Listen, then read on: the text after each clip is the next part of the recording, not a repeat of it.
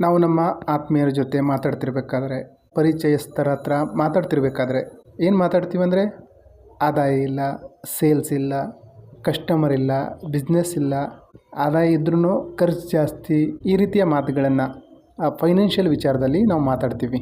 ನಾವು ಹಣನೇ ಎಲ್ಲ ಅಲ್ಲ, ಹಾಗಂತ ಹಣ ಏನು ಕಡಿಮೆನೂ ಅಲ್ಲ.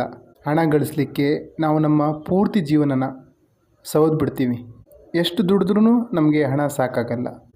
ಹಣ ಗಳಿಸುವವರು ದುಃಖಿಯಾಗಿದ್ದಾರೆ, ಹಣ ಗಳಿಸದೇ ಇರುವಂಥವರು ದುಃಖಿಗಳಾಗಿದ್ದಾರೆ.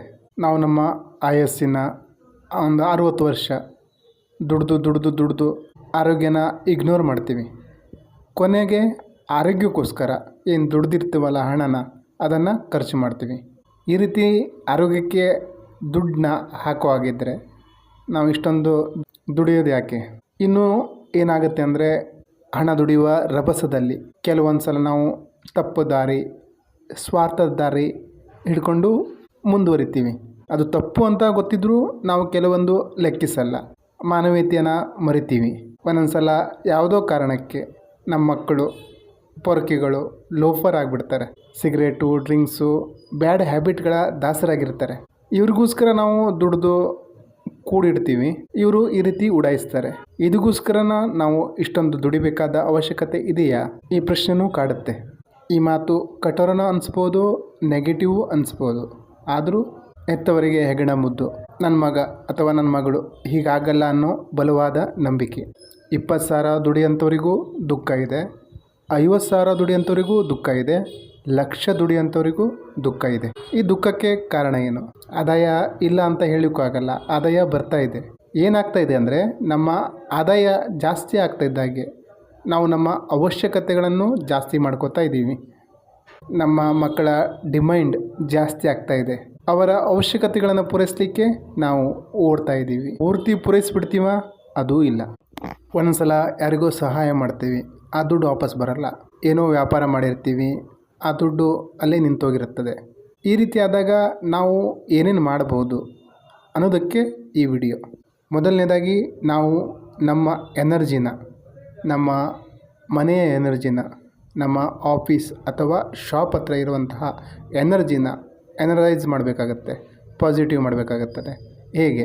ಹಿಂದಿನ ವಿಡಿಯೋದಲ್ಲಿ ದಿಗ್ವಂದನ ಅದ್ರ ಬಗ್ಗೆ ಹೇಳಿದ್ದೀನಿ. ಇನ್ನು ಇದನ್ನು ಸ್ವಲ್ಪ ಡೀಪಾಗಿ ತಿಳ್ಕೊಳ್ತಾ ಹೋಗೋಣ. ಮೊದಲು ನಮ್ಮ ಎನರ್ಜಿ ಯಾವ ರೀತಿ ಪಾಸಿಟಿವ್ ಮಾಡಬೇಕು ಅಂದರೆ, ನಾವೇನು ಯೋಚಿಸ್ತೀವೋ ಅದೇ 80% ನಮ್ಮೊಳಗೆ ನಡೀತಾ ಇರ್ತದೆ. ನಾವು ಪಾಸಿಟಿವ್ ಆಗಿ ಯೋಚಿಸಿದ್ರೆ ನಮ್ಮ ಶರೀರ ಪಾಸಿಟಿವ್ ಆಗಿ ಆ್ಯಕ್ಷನ್ ತಗೊಳ್ಳಿಕ್ಕೆ ಸ್ಟಾರ್ಟ್ ಮಾಡ್ತದೆ. ನೆಗೆಟಿವ್ ಆಗಿ ಯೋಚನೆ ಮಾಡಿದ್ರೆ ನೆಗೆಟಿವ್ ಆದಂತಹ ಭಾವನೆ, ಕ್ರಿಯೆಗಳು ಮಾಡಲಿಕ್ಕೆ ಸ್ಟಾರ್ಟ್ ಮಾಡ್ತೀವಿ ನಾವು. ಇಲ್ಲಿ ನಾವು ಮೊದಲು ಏನು ಮಾಡಬೇಕಂದ್ರೆ, ಎಲ್ಲ ಸಿಚುವೇಷನಲ್ಲಿ ಪಾಸಿಟಿವ್ ಆಗಿರೋದನ್ನು, ಪಾಸಿಟಿವ್ ಯೋಚಿಸೋದನ್ನು ಕಲ್ತ್ಕೋಬೇಕಾಗುತ್ತದೆ. ಯಾಕೆಂದರೆ ನಮ್ಮ ಹ್ಯಾಬಿಟ್ ಏನಂದರೆ 80% ನಾವು ನೆಗೆಟಿವ್ನೇ ಥಿಂಕಿಂಗ್ ಮಾಡ್ತಾ ಇರ್ತೀವಿ. ಮಕ್ಕಳು ಸ್ಕೂಲಿಂದ ಬರೋದು ಒಂದು ಅರ್ಧ ಗಂಟೆ ಲೇಟ್ ಆದರೆ, ಅಥವಾ ನಮ್ಮ ಪಾರ್ಟ್ನರು ಬರೋದು ಒಂದು ಅರ್ಧ ಗಂಟೆ ಹೆಚ್ಚು ಕಮ್ಮಿ ಆದರೆ, ನಮ್ಮ ಮೈಂಡಲ್ಲಿ ಓಡೋದು ಫಸ್ಟ್ ಏನಂದರೆ, ಏನಾದರೂ ಆಗ್ಬಿಡ್ತಾ, ಆಕ್ಸಿಡೆಂಟ್ ಆಯಿತಾ, ಈ ರೀತಿಯ ಕೆಟ್ಟ ಯೋಚನೆಗಳೇ ಫಸ್ಟ್ ಬರ್ತವೆ. ಏನೂ ಆಗಿರಲ್ಲ, ಮಳೆ ಬರ್ತಾ ಇರ್ಬೋದು, ಛತ್ರಿ ತಗೊಂಡೋಗಿಲ್ಲ, ಸ್ವಲ್ಪ ಎಲ್ಲೋ ವೇಟ್ ಮಾಡ್ತಿರ್ಬೋದು, ಆದರೆ ನಾವು ನೆಗೆಟಿವೇ ಯೋಚನೆ ಮಾಡ್ತೀವಿ. ಹಾಗಾಗಿ ಪ್ರತಿಯೊಂದು ಸಿಚುವೇಷನಲ್ಲೂ ಪಾಸಿಟಿವ್ ಯೋಚನೆ ಮಾಡೋದನ್ನು ರೂಢಿಸ್ಕೋಬೇಕಾಗುತ್ತದೆ. ವ್ಯಾಪಾರ ಯಾವ ರೀತಿ ನಡೀತಾ ಇದೆ ಅಂದರೆ, ನಾವು ಏನೂ ಇಲ್ಲ, 6ಕ್ಕೆ ಏರಲ್ಲ, 3ಕ್ಕೆ ಇಳಿಯಲ್ಲ, ಈ ರೀತಿಯ ಭಾಷೆಗಳ ಪ್ರಯೋಗ ಮಾಡ್ತೀವಿ. ಏನಾಗುತ್ತೆ ಅಂದರೆ, ನಮ್ಮ ಮೈಂಡ್, ಕಾನ್ಷಿಯಸ್ ಮೈಂಡ್ ಮತ್ತು ಸಬ್ ಕಾನ್ಷಿಯಸ್ ಮೈಂಡ್, ಮೇನ್ ಪಾತ್ರ ಇರೋದು ಸಬ್ ಕಾನ್ಷಿಯಸ್ ಮೈಂಡದು. ನಾವು ಯಾವುದೇ ವಾಕ್ಯನ ಪುನಃ ರಿಪೀಟ್ ಮಾಡ್ತಾ ಇದ್ದಾಗ ಅದು ನಮ್ಮ ಸಬ್ ಕಾನ್ಷಿಯಸ್ ಮೈಂಡಲ್ಲಿ ಫೀಡ್ ಆಗುತ್ತೆ. ಫೀಡ್ ಆದಾಗ ಅದೇ ರೀತಿಯ ಆ್ಯಕ್ಟಿವಿಟೀಸ್ಗಳು ಮಾಡಲಿಕ್ಕೆ ಸ್ಟಾರ್ಟ್ ಮಾಡ್ತೀವಿ. ನಾವು ಮೊದಲು ನಮ್ಮ ಸಬ್ ಕಾನ್ಷಿಯಸ್ ಮೈಂಡಿಗೆ ವಿಶ್ವಾಸ ಕೊಡಬೇಕು. ನನ್ನ ವ್ಯಾಪಾರ ಚೆನ್ನಾಗಿ ನಡೀತಾ ಇದೆ, ನಾನು ಆರೋಗ್ಯವಾಗಿದ್ದೀನಿ, ಈ ರೀತಿಯ ಪರ್ಮಿಷನ್ ಹೇಳ್ಕೊಳ್ಳೋದ್ರ ಮುಖಾಂತರನೂ ನೀವು ಪಾಸಿಟಿವ್ ಮಾಡ್ಕೋಬೋದು. ಇನ್ನು ಸಬ್ ಕಾನ್ಷಿಯಸ್ ಮೈಂಡನ್ನ ಯಾವ ರೀತಿ ಪಾಸಿಟಿವ್ ಮಾಡ್ಬೋದು ಅಂದ್ರೂ ಸುಮಾರು ವೀಡಿಯೋದಲ್ಲಿ ನಾನು ಹೇಳಿದ್ದೀನಿ. ರಾತ್ರಿ ಮಲಗೋದಕ್ಕಿಂತ ಮುಂಚೆ ಅಥವಾ ಬೆಳಗ್ಗೆ ಎದ್ದಾಗ ನೀವು ಅಫರ್ಮೇಷನ್ ಹೇಳ್ಕೊಳ್ಳೋದ್ರಿಂದ ಅದು ನೇರವಾಗಿ ಸಬ್ ಕಾನ್ಷಿಯಸ್ ಮೈಂಡಿಗೆ ಹೋಗ್ತದೆ. ನೀವು ಇದನ್ನು ಒಂದು 21 ದಿವಸ ಪ್ರಾಕ್ಟೀಸ್ ಮಾಡೋದ್ರಿಂದನೂ ನೀವು ನಿಮ್ಮ ಸಬ್ ಕಾನ್ಷಿಯಸ್ ಮೈಂಡನ್ನ ರೀಪ್ರೋಗ್ರಾಮಿಂಗ್ ಮಾಡ್ಕೋಬೋದು. ನಾನು ದುಡ್ಡಿನ ವಿಚಾರದಲ್ಲಿ ಒಂದು ಬುಕ್ ಓದಿದ್ದೆ, ನೀವು ಏಕೆ ಕೋಟ್ಯಾಧಿಪತಿ ಆಗಬಾರ್ದು ಅಂತ. ಅದರಲ್ಲಿ ತುಂಬ ಚೆನ್ನಾಗಿ ವಿವರಿಸಿದ್ದಾರೆ. ಸಾಧ್ಯವಾದರೆ ಓದಿ. ನಾನು ಸುಮಾರು ಸಲ ಓದಿದ್ದೀನಿ ಆ ಬುಕ್ನ, ವಿಡಿಯೋನೂ ಮಾಡಿ ಇಟ್ಟಿದ್ದೀನಿ, ಪ್ಲೇ ಲಿಸ್ಟಲ್ಲಿ ಇದೆ. ಮುಂದೆ ನಾವು ಯಾರಿಗೋ ದುಡ್ಡು ಕೊಟ್ಟಿದ್ದೀವಿ, ಹಣ ವಾಪಸ್ ಬರಲ್ಲ. ನಾವೇನು ಮಾಡ್ತೀವಿ ಅಂದರೆ ಅದೇ ಟೆನ್ಷನಲ್ಲಿ, ಅದೇ ಗುಂಗಲ್ಲಿ ದುಃಖ ಪಡ್ತಾ ಮುಂದೆ ಬರುವಂಥ ಹಣದ ಮೇಲೂ ನಾವು ಫೋಕಸ್ ಮಾಡಲ್ಲ. ನಾವೇನು ಅನ್ಕೋಬೋದು ಅಂದರೆ ಕರ್ಮ ಸಿದ್ಧಾಂತದ ಪ್ರಕಾರ ನಾವು ಯಾರಿಗೋ ದುಡ್ಡು ಕೊಡಬೇಕಾಗಿತ್ತು, ಅವರು ಬಂದು ವಸೂಲಿ ಮಾಡ್ಕೊಂಡಿದ್ದಾರೆ, ಈ ರೀತಿಯೂ ಅನ್ಕೋಬೋದು.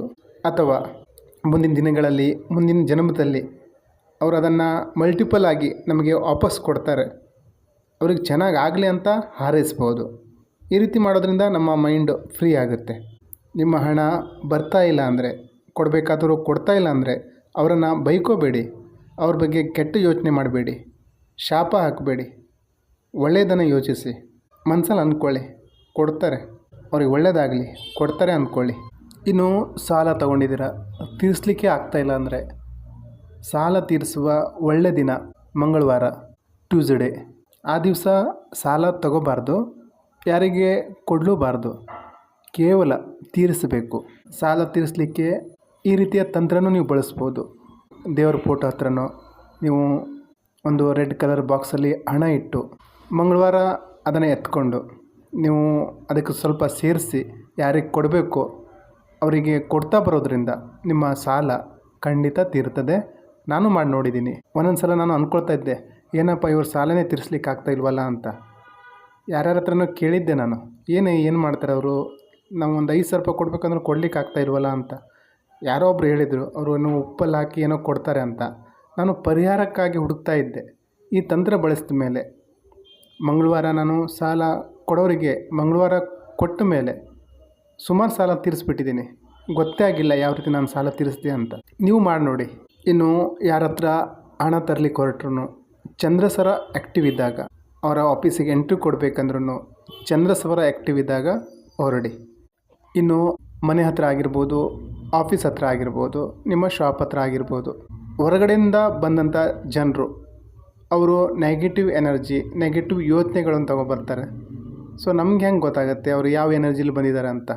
ಸೊ ನಾವು ಏನು ಮಾಡ್ಬೋದು ಅಂದರೆ, ನಮ್ಮ ಎಂಟ್ರೆನ್ಸಲ್ಲಿ ಎಡಗಡೆ ಸ್ವಸ್ತಿಕ್, ಬಲಗಡೆ ಓಂ, ಇನ್ನು ಮೇಲ್ಗಡೆ ಕಳಶ ಫೋಟೋ ಇಡೋದ್ರಿಂದ ಅಥವಾ ಕಲರ್ ಪ್ರಿಂಟೌಟ್ ಹಚ್ಚೋದ್ರಿಂದ, ಆ ಪಿರಮಿಡ್ ಮೇಲ್ಗಡೆ ಏನು ಕಳಶ ಹಾಕಿರ್ತೀವಲ್ಲ ಅದ್ರ ಒಳಗಡೆ ಎನರ್ಜಿ, ಅಗ್ನಿಯ ವಾಸ ಇರೋದ್ರಿಂದ ಅವ್ರು ಏನೇ ನೆಗೆಟಿವ್ ವಿಚಾರ ಜೊತೆ ಬಂದಿದ್ರು, ನೆಗೆಟಿವ್ ಎನರ್ಜಿ ಜೊತೆ ಬಂದಿದ್ರು ಅದು ಅಲ್ಲೇ ಡ್ರಾಪ್ ಆಗ್ತದೆ.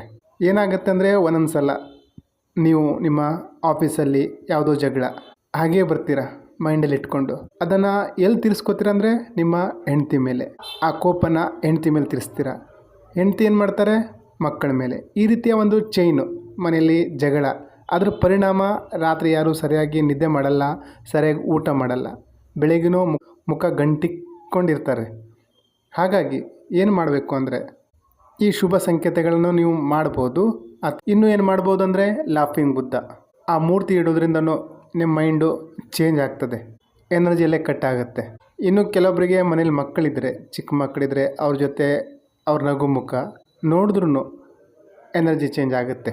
ಏನೇ ನಿಮ್ಮ ಮನೇಲಾಗಿರ್ಬೋದು, ಆಫೀಸಲ್ಲಾಗಿರ್ಬೋದು, ಅಲ್ಲಿ ನೆಗೆಟಿವ್ ಎನರ್ಜಿ ಇದೆ ಅಂತ ನಿಮ್ಗೆ ಅನಿಸಿದ್ರೆ ಆ ಎನರ್ಜಿನ ಪಾಸಿಟಿವ್ ಮಾಡೋದು ಹೇಗೆಂದರೆ ಬ್ರಹ್ಮಸ್ಥಾನದಲ್ಲಿ ನಿಂತು, ಅಂದರೆ ನಿಮ್ಮ ಏನು ಆಫೀಸ್ ಇದೆ, ಮನೆ ಇದೆ, ಸೆಂಟ್ರಲ್ಲಿ ನಿಂತು ದಿಗ್ವಂದನ ಮಾಡಿ 4 ದಿಕ್ಕನ್ನು ವಂದಿಸಿ ನಮಸ್ಕರಿಸಿ.